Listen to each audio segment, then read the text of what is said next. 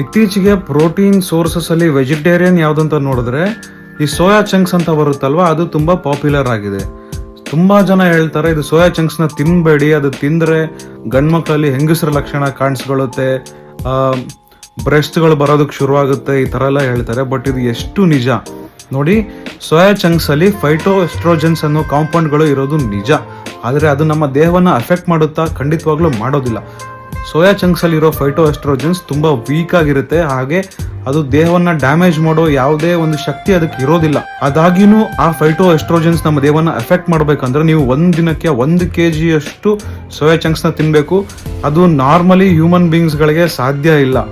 So ಪ್ರತಿದಿನ 100 gram soya chunks ನ ನೀವು ಅಡುಗೆ ಮಾಡ್ಕೊಂಡು ತಿಂದ್ರು ಯಾವುದೇ ಸಮಸ್ಯೆ ಇಲ್ಲ. ನಾನು ಹೇಳ್ತೀನಿ ನೀವು ತಿನ್ನಲೇಬೇಕು ಅಂತ, ಯಾಕಂದ್ರೆ ವೆಜಿಟೇರಿಯನ್ಸ್ಗೆ ಯಾವುದೇ ಪ್ರೋಟೀನ್ ಸೋರ್ಸ್ ಇಲ್ಲ, ಮೊಟ್ಟೆನೂ ತಿನ್ನೋದಿಲ್ಲ ಕೆಲವೊಂದು ವೆಜಿಟೇರಿಯನ್ಸು. ಅಂಥವ್ರು ಸೋಯಾ ಚಂಕ್ಸ್ನ ಆರಾಮಾಗಿ ನೆಮ್ಮದಿಯಿಂದ ಯಾವುದೇ ಭಯ ಇಲ್ದಂಗೆ ಅಡುಗೆ ಮಾಡ್ಕೊಂಡು ಊಟ ಮಾಡಿ, ಅದರಿಂದ ಯಾವುದೇ ಆರೋಗ್ಯ ಸಮಸ್ಯೆ ಉಂಟಾಗೋದಿಲ್ಲ. ಪ್ರಪಂಚದಲ್ಲಿ ಮಾಡಿರೋ ಎಲ್ಲ ರಿಸರ್ಚ್ಗಳನ್ನ ಕಲೆ ಹಾಕಿದ್ರು ಅದರಿಂದ ಸಮಸ್ಯೆ ಉಂಟಾಗಿರೋ ಒಂದೇ ಒಂದು ಉದಾಹರಣೆ ನಮಗೆ ಸಿಗೋದಿಲ್ಲ.